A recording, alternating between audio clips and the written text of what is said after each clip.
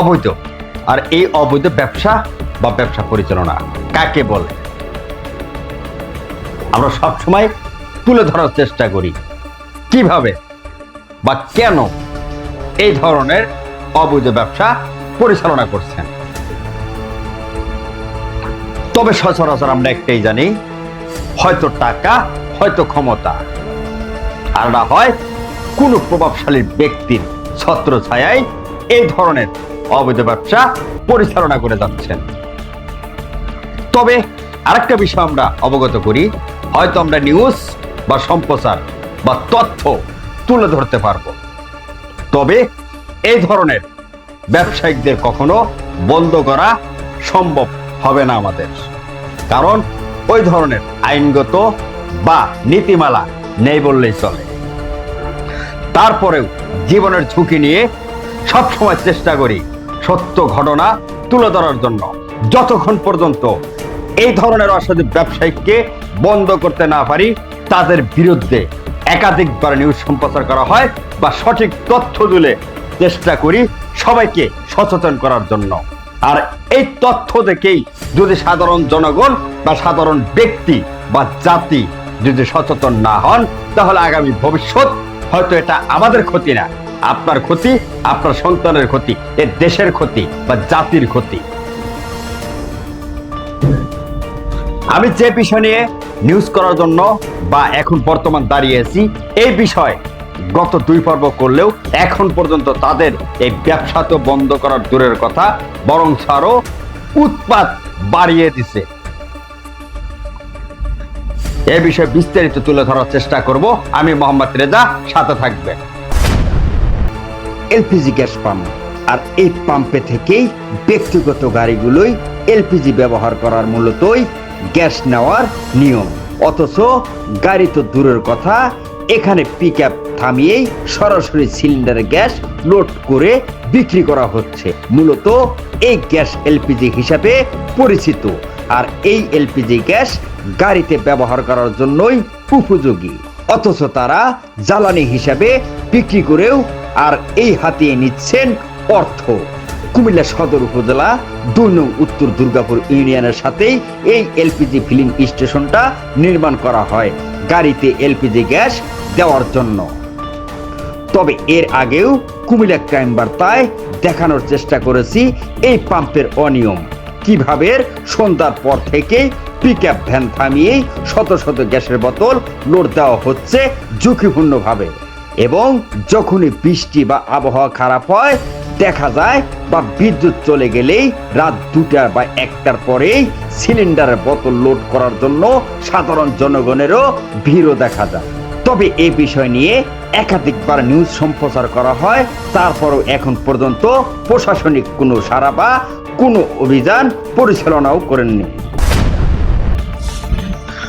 আমরা এর আগেও গত পর্ব দেখানোর চেষ্টা করেছি দিনের আলো বা রাতের আধারে কিভাবে গ্যাস সিলিন্ডার লোড করে পুরো কুমিল্লা জেলায় সাধারণ মানুষের কাছে ছত্রিয়ে দিচ্ছে আর হাতিয়ে নিচ্ছে লক্ষ লক্ষ টাকা। তবে আমরা সচরাচর ব্যক্তিগতভাবেও বা সাধারণ জনগণও জানে যে এই গ্যাস একমাত্র গাড়ির ব্যবহারের জন্য উপযোগী, যাকে বলা হয় বর্তমান যুগে এলপিজি গ্যাস। যে এলপিজি গ্যাস প্রাইভেট কার বা নোয়া বা যে কোনো গাড়িতেই এই ধরনের পদ্ধতি রাখা হয় একমাত্র গাড়িতে ব্যবহার করার জন্য। অথচ এই গ্যাস আমরা সরাসরি সিলিন্ডারে লোড করে সাধারণ মানুষের কাছে হাতে পৌঁছে দিচ্ছি, কিন্তু এতে কতটুকু ঝুঁকিপূর্ণ বা কতটুকু রিস্ক নিয়ে সাধারণ নারীরা রান্নাঘরে বা রান্নার কাজ পরিচালনা করছে, যে কোনো মুহূর্তে হতে পারে দুর্ঘটনা। আর একটি দুর্ঘটনায় আপনার ফ্যামিলি বা আপনার আপনজন সারা জীবনের জন্য কান্না করতে পারে। এখনো সচেতন হন, আগামী ভবিষ্যতে যেন আপনারা গ্যাস কোথায় থেকে ক্রয় করছেন বা কি গ্যাস বা এর ভিতরে কি কি দিয়েছে, বালু বা সিমেন্ট, এমনকি পানি আছে কিনা যাচাই করুন, তারপরে গ্যাস ক্রয় করুন। আর না হয় আগামী ভবিষ্যতে অবশ্যই আপনার সন্তান বা আপনার ফ্যামিলি বড় ধরনের একটা ঝুঁকিতে পড়বে। এই বিষয় নিয়ে বিস্তারিত একে একে 3বার নিউজ করা হয়, কিন্তু এখন পর্যন্ত এই ধরনের ব্যবসায়ীকের ব্যবসা বন্ধ করা তো দূরের কথা, তাদের মনে হয় গায়ে হাওয়া লাগি বরং আরো ব্যবসা দ্বিগুণ বাড়িয়ে দিচ্ছে। এই সিলিন্ডার গত পর্ব দেখানোর চেষ্টা করেছি দিনের বেলায় কিভাবে সরাসরি একটা পিকআপের ভিতরে লোড দিয়ে বিভিন্ন জায়গায় পৌঁছে দিচ্ছে।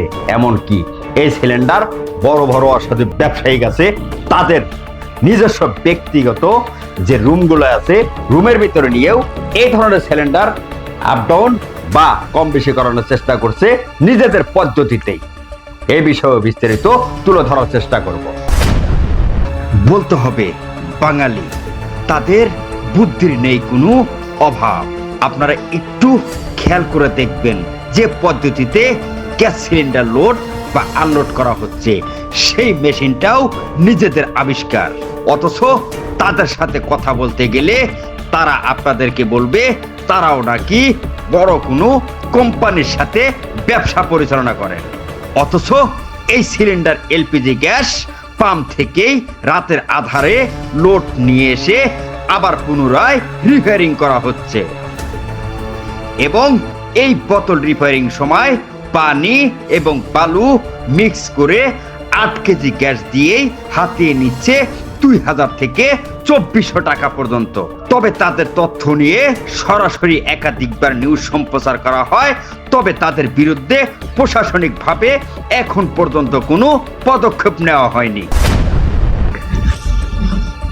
যে সিএনজি ফিলিং স্টেশন বা এলপিজি 2 নং উত্তর দুর্গাপুর 2 নং ইউনিয়ন পরিষদের সাথেই, অর্থাৎ একটা জনবহুল এলাকা, ঘনবসতি, সাধারণ জনগণ বা পাবলিক বা এখানে বসবাসরত ফ্যামিলির অভাব নেই বললেই চলে।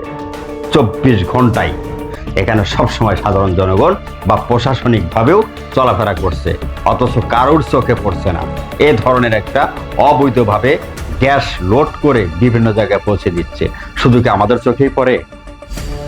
আমরা যখনই এদিকে যাওয়া ফেরা করি বা চলাফেরা করার চেষ্টা করি, দেখি রাতে বা দিনে সব সময়ই এ ধরনের কার্যক্রম তারা চালু রেখেছে। একাধিকবার নিউজ করেও বন্ধ করতে পারেনি। এখন আসেন এই গ্যাস কোথায় যায় বা কি করে বা কিভাবে তারা গ্যাস আপ ডাউন করে বা কম বেশি করে সাধারণ জনগণের কাছে পৌঁছে দিচ্ছে, পুরো বিস্তারিতই তুলে ধরার চেষ্টা করছি। এলপিজি গ্যাস পাম্প থেকেই লোড করে কিভাবে আনলোড করে আবারও সাধারণ জনগণের কাছে পৌঁছে দিচ্ছে বিস্তারিতই দেখানোর চেষ্টা করেছি, এবং বুড়িচং উপজেলা ময়নামতি ইউনিয়নের প্রতারক সাহেদের সাথেও একাধিকবার এ বিষয় নিয়ে কথা বলেছি। তারপরেও এখন পর্যন্ত এই ব্যবসা বন্ধ করার তো দূরের কথা, বরঞ্চ পুরো উপজেলায় ছোট ছোট পিকআপ ভ্যানে বিভিন্ন জায়গায় বিক্রি করে যাচ্ছেন আর হাতিয়ে নিচ্ছেন অর্থ। কুমিল্লা জেলা বুড়িচং থানার অফিসার ইনচার্জের সাথে এ বিষয়ে কথা বললেও তিনি একাধিকবার এই প্রতারক সাহেবকে সতর্ক করেন। প্রশাসনিকভাবে সতর্ক করার পরেও তাদেরকে বৃদ্ধা আঙ্গুল দেখিয়ে ব্যবসা পরিচালনা করেও যাচ্ছেন এই প্রতারক সাহেব। কতটুক ঝুঁকিপূর্ণ ভাবে সামান্য একটি ঘরে 10 থেকে 15 ফুট স্কয়ার ফুটে, যে ঘরের মাঝখানেই সরাসরি অত্যাধুনিক নিজের আবিষ্কার মেশিন বসিয়েই এই সিলিন্ডার থেকে ছোট্ট সিলিন্ডারে গ্যাস আপ ডাউন করছে। অর্থাৎ যেখানে 12 লিটার গ্যাস থাকার কথা, এই জায়গায় সর্বোচ্চ 8 থেকে 10 কেজি গ্যাস আছে, বা এই 10 কেজি বর্তমানে মানুষকে পৌঁছে দিচ্ছে। আর এখানেই হাতিয়ে নিচ্ছে প্রত্যেকটা সিলিন্ডার থেকে 2000 থেকে 2400 টাকা পর্যন্ত। একটাবার ভাবেন যে প্রত্যেক সিলিন্ডারে যদি 3 থেকে 4 লিটার গ্যাস কম দেওয়া হয়, তাহলে কত টাকা বাণিজ্য করে যাচ্ছে। এতে ক্ষতি হচ্ছে কার? আপনার, আমার, দেশের সাধারণ জনগণের বা জাতির। এদেরকে যদি এখনই প্রতিহত না করতে পারি, হয়তো আগামী ভবিষ্যতে আরো কতটুক বেপরোয়া হয়ে উঠবে বা জাতির জন্য ক্ষতি হয়ে উঠবে। আসুন একসাথে কাজ করি আর না হয় সহযোগিতা করি। আমাদেরকে তথ্য দিন এই ধরনের রাঘব বল বা এই ধরনের অবৈধ ব্যবসায়িকের বিরুদ্ধে সবসময় রুখে দাঁড়ানোর চেষ্টা করব। আর যেন আগামী ভবিষ্যতে এই ধরনের ব্যবসা বাণিজ্য পরিচালনা না করতে পারে। এতে দেশের ক্ষতি, জাতির ক্ষতি, আপনার ক্ষতি, এমনকি আপনার ঘরে যে কোনো মুহূর্তে যে কোনো সময় বিস্ফোরণ হতে পারে, আপনার ফ্যামিলিকেও ধ্বংস করতে পারে। অতএব যেখানে যে ধরনের অনিয়ম বা যে কোনো দুর্নীতি থাক না কেন, আপনার আশেপাশে ঘটে যাওয়া সম্পূর্ণ তথ্য দিন আমাদের কাছে। আমরা সঠিক তথ্য তুলে ধরার চেষ্টা করব। আমাদের দেওয়া হটলাইন নাম্বার বা মেল নাম্বার সবকিছু দেওয়া থাকবে। আমাদেরকে দিয়ে সহযোগিতা করুন জাতির জন্য, আপনার জন্য বা আমাদের জন্য। আগামী পর্বে এই ধরনের সত্য ঘটনা তুলে ধরার চেষ্টা করব। ভালো থাকবেন, ভালো রাখবেন। আসসালামু আলাইকুম।